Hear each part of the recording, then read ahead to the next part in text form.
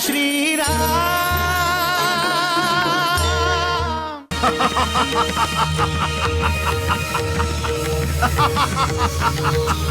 रघुनाथ कहाँ बानी रहुआ? हमार रक्षा करी रघुनाथ। ए दुष्ट विनाश कर दी। अब विनाश नहीं, विवाह होगी तहार और हमार।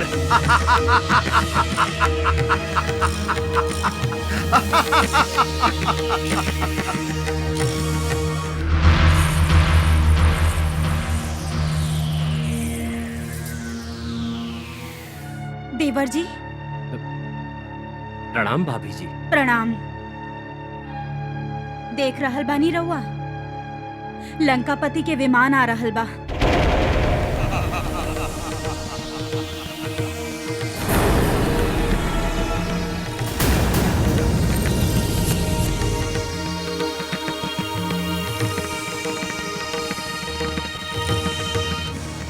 भ्राताश्री, हमार प्यारी बहन सुर्पनखा, तू जैसन चाहत रहो वैसने भाई। ओ बनवासी राम के पत्नी को उठा लाइल बानी। वो तहार नाक काट देले रहे, हम ओकर हृदय पे वार कैले बानी। हमार बहन के अपमान हमार अपमान। अब रउआ शीघ्र, अति शीघ्र सीता के आपन बना ली। बिल्कुल ऐसा नहीं होगी हमार बहन, बिल्कुल ऐसा नहीं होगी। हमरा के बहुत डर लग रहल बा। भाभी श्री, हमहु रउवे तरह भयभीत बानी। हम तो भ्राता श्री के सीता के हरण करे से रोके के प्रयास भी कैले रही, परंतु भ्राता श्री भरल सभा में हमारो उपहास उड़ा देले। हे विमान, हमार विनती के स्वीकार करके हमरा के हमार पति के पास लेके चला। चला विमान, उड़ा उड़ा विमान, उड़ा उड़ा उड़ा।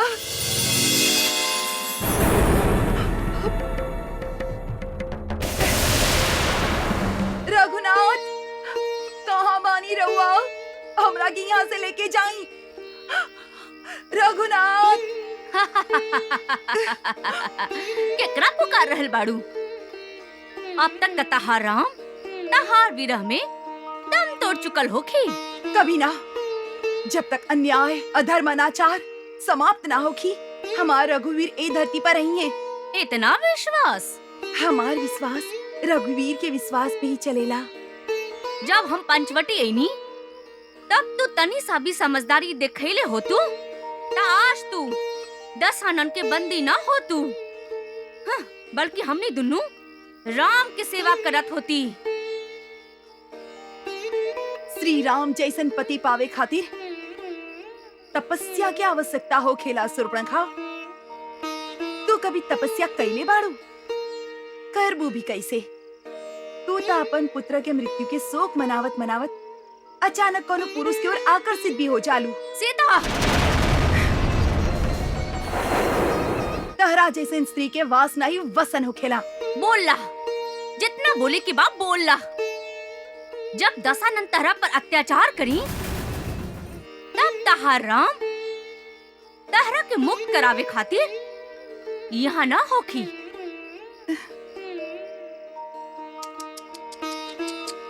आंसू बहावे के कोनो आवश्यकता नहीं खे, काहे कि अब लंका ही तहार घर बा, लंका ही तहार भवन बा और लंकेश तहार स्वामी।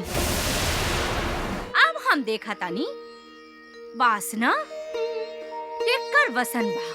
नाक कटा गई, फिर भी नाक ऊपर करके बोल रहल बाड़ू। नाक कट गईला पर भी कुबुद्धि के कुबुद्धू ही रहलू तू। स्वयं तहरा सामने 14 सहस्त्र सेना के वध कैले हमार पति, तहार परम पराक्रमी भाई खर और दूसरन के भी वध हमार पति ही कैले। इस सब कुछ देख के भी तहार मति भ्रष्ट के भ्रष्ट रहल। अभी तक तू हमार पति और हमार देवर के सामर्थ्य ना पहचान लू। सब कुछ जान के भी झूठ बोल के अपन बड़ भाई रावण के हमरा के हर के लावे के प्रेरणा देलू तू। बहन सदा अपन भाई के हित चाहेली, परंतु तू अपन भाई के अहित सोच लू, अहित कैले बाड़ू। तोहरा जैसन बहन कोनो भाई के ना मिले, जौन सदा अपन भाई के विनाश चाहत होके। कुलघातीन, तोर भाई रावण के साथ साथ तोर पूरा कुल के भी विनाश कर दिए हमारा रघुवीर। हम अभी से तोर भाई रावण के सब पत्नी के विधवा देख रहल बानी। तहार ई दुस्साहस! शूर्पणखा!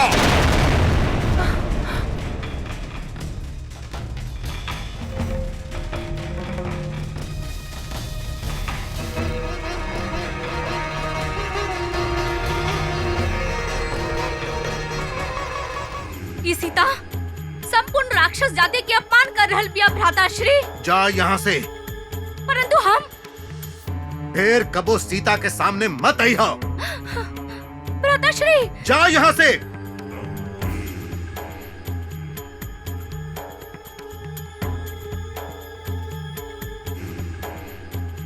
तू लोग सीता के अशोक वाटिका में ले चला।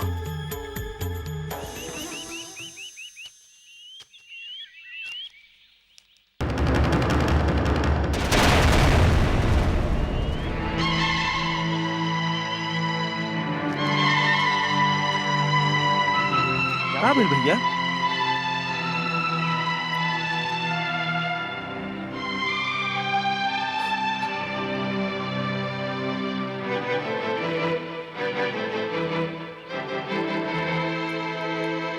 सीता के कंगन।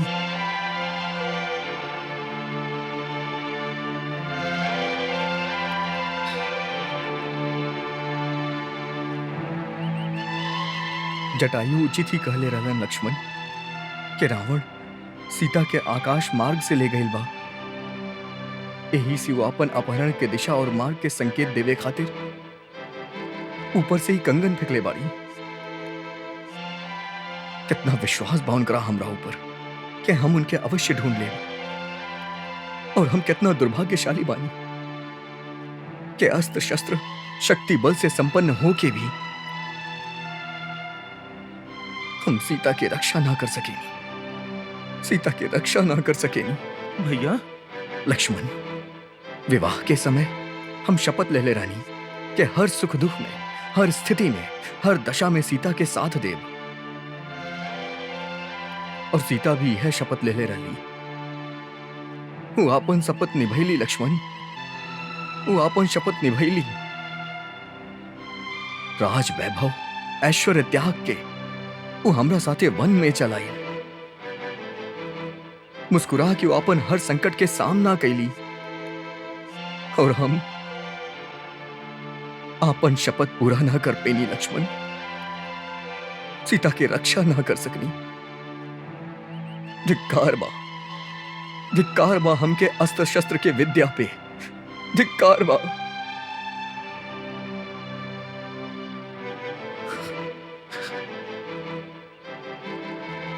हमरा के क्षमा करदा सीते, हमरा के क्षमा करदा। भैया हमने रावण के कबो क्षमा ना करब भैया, कबो ना।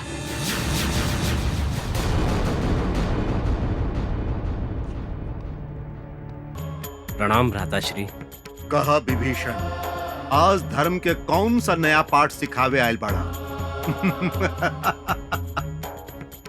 तू हमार भाई हवा, परंतु तहार व्यवहार सदैव ही हमार विरोधी रहल बा। हमार धर्म पूर्वक कईल गईल कार्य भी तहरा अधर्म लागेला। श्री राम के पत्नी सीता के उठा के लावे में रहुआ कौन धर्म के पालन कैले बानी भ्राताश्री? राक्षस धर्म के, जे प्राप्त नहीं के हो सकत ओकरा के छीन लिहल जाए, यह हमनी के धर्म हा। धर्म के व्याख्या रहुआ अपन सुविधानुसार कर लेवेली भ्राताश्री। जौन प्राप्त नहीं के हो सकत ओकरा प्राप्त करे के प्रयास त कर सकतानी रहुआ। रहुआ त विभीषण, अपन मनोरथ बतावा। हमार विनती बा रहुआ से भ्राताश्री कि रहुआ जानकी के सम्मान पूर्वक श्री राम के मत कहो ओकरा के श्री राम। श्री के निवास केवल इस सोना के लंका में बा। श्री के साथ केवल रावण के साथ है बा, जेकर शौर्य पराक्रम और बाहुबल से श्री मोहित भइल बाड़ी। श्री पर केवल लंकेश के अधिकार बा। राम के श्री राम कह के विभीषण तो लंकेश के अपमान कर रहल बाड़ा। रउआ अहंकार के अधीन होके बोल रहल बानी भ्राताश्री। हाँ, काहे कि अहंकार पराक्रमी पुरुष के अलंकार होखेला, परंतु तोहरा जैसन लोग जौन धर्म और अधर्म के व्याख्या करेले उनका ये बात समझ में ना आवेला। हमार बात रउआ कड़वा लागेला भ्राताश्री, परंतु हम राउर छोट भाई विभीषण सदैव राउर हित में ही बोलीला। हमार रउआ से हाथ जोड़ के प्रार्थना बा कि रउआ सीता के राम के पास लौटा दे। कदापि ना, हम ओकरा के लौटावे खातिर लंका नहीं खिलाइल। वो अद्भुत सुंदरी लंकेश के पत्नी बनी। आज वो अशोक वाटिका में बिया, काले राजमहल में होखी। लंका के स्वामिनी बनके, लंकेश के पटरानी बनके।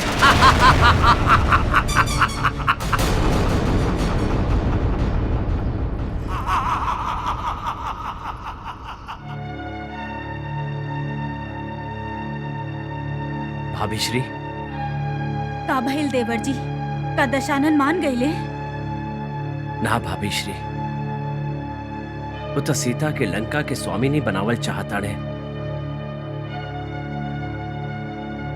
भ्राताश्री की व्यवहार चिंताजनक बा, किंतु भविष्य में झांकल ही नहीं खन चाहत। वो श्री राम के अलौकिक सामर्थ्य के अनदेखा कर रहल बाड़े। वो जानत नहीं खन कि सीता के रूप में वो लंका के विनाश के लाके अशोक वन में रख ले पड़े।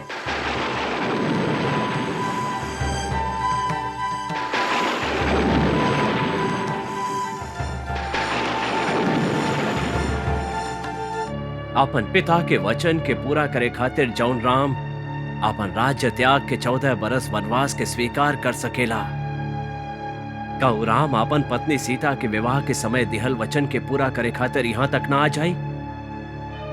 आई वो स्वर्ग पाताल एक कर दी, परंतु आई अवश्य। सीता के मुक्ति दिलावे आई। एकर का अर्थ बा? युद्ध भाभी श्री।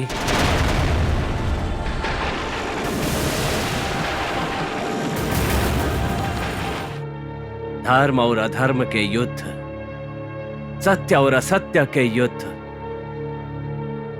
और ये युद्ध में जीत के कर होगी ये रउआ भी जानत आनी भाभी श्री।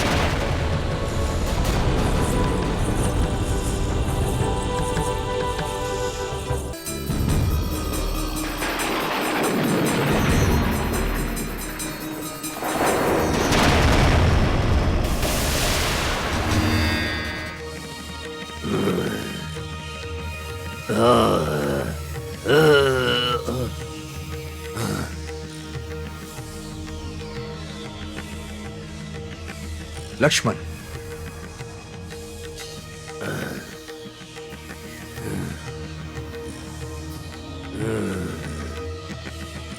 के हवा तू लोग जल्दी बतावा हमरा के, काहे कि संसार में केवल तू ही वीर पड़े जौन हमार भुजा काट सकेले।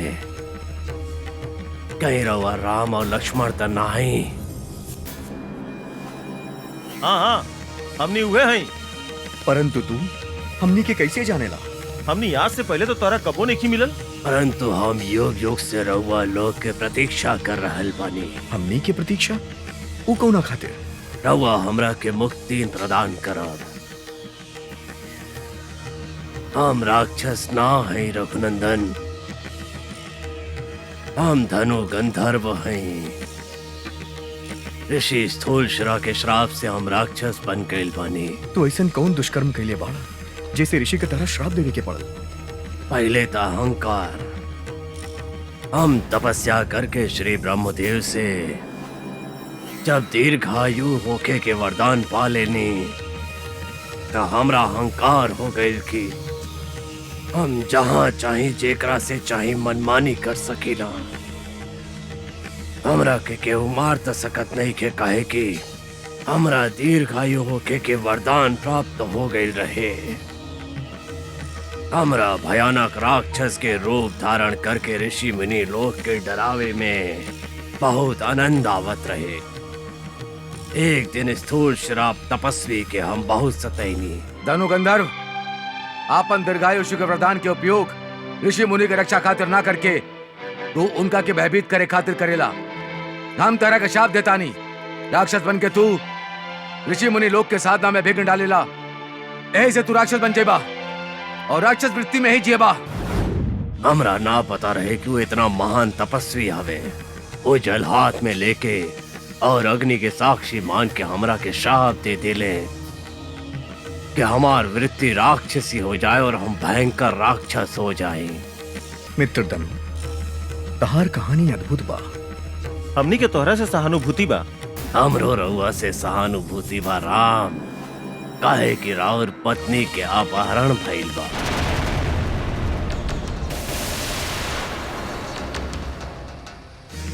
तहरा कैसे पता? तू ये बारे में कैसे जाना ताड़ा? हमनी के बतावा, काहे कि हमनी के शीघ्र अतिशीघ्र भाभी के ढूंढे के बा। राम लक्ष्मण, महर्षि स्थूर्सरा के श्राप के कारण और इंद्र के वज्र के प्रहार के कारण हमार दिव्य ज्ञान लुप्त हो गई। अंतिम संस्कार के बाद जब हम अपन गंधर्व रूप प्राप्त करब त दिव्य ज्ञान भी प्राप्त कर लेब। फिर हम जानकी सीता के बारे में सब कुछ बता सकब। ऐसे हे राम हम पर कृपा करी, ए शरीर से हमरा के मुक्त करी। रहुआ हमार सूर्यास्त होके के समय कोनो गड्ढा में डाल के दाह संस्कार कर दी, तबे हम जानकी माता के ढूंढे में राउर सहायता कर सकब। परंतु तहरा के जीवित कैसे कइल जा सकेला? हे राघव, एकरा से तारा कोनो दोष ना लागी। ब्रह्मा के वरदान के कारण हम अस्त्र पहाड़ से नहीं मारल जा सकत। वो करे के उपाय बा कि हमरा ऋषि स्थूल सिरा के कथानुसार अग्नि में जला के भस्म कर दिया जाए, तब हम हे विकराल शरीर के बंधन से मुक्त होके आपन असली शरीर के प्राप्त करब। हे राम, हमरा पे कृपा करा, हमरा के शरीर से मुक्त करा ताकि हम राउर सहायता कर सके। लक्ष्मण, चिता के तैयारी करा। जवन आज्ञा।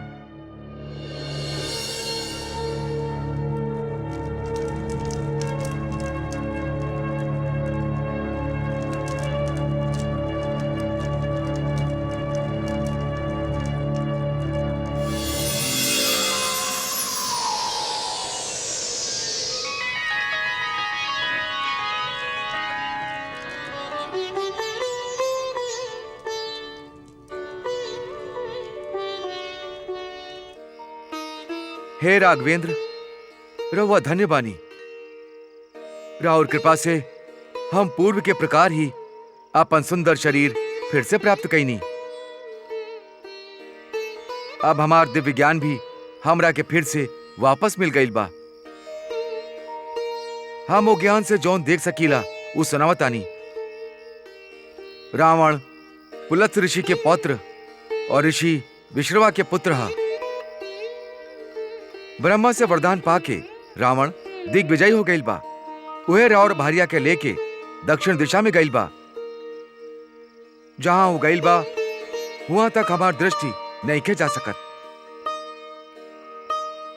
परंतु हमरा जौन होके वाला दिखाई दे रहल बा वो ई बा कि दक्षिण दिशा के ओर गईला पे रउआ परमवीर बानर के राजा सुग्रीव मिली है।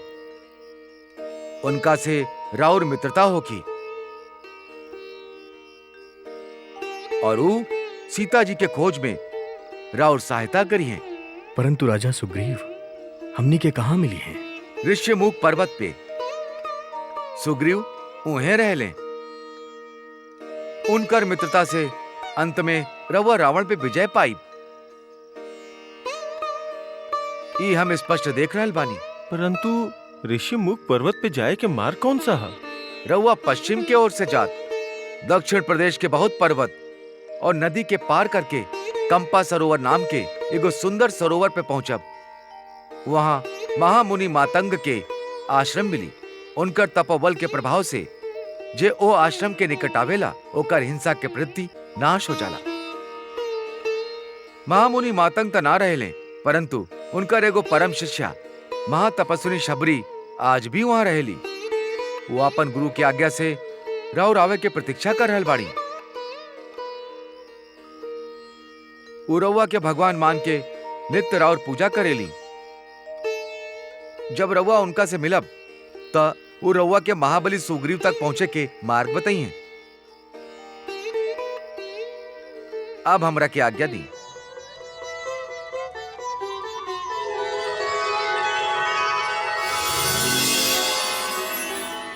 हे महात्मा, रउआ के राउर भिष्ट लोक प्राप्त हो गया। जय श्री राम।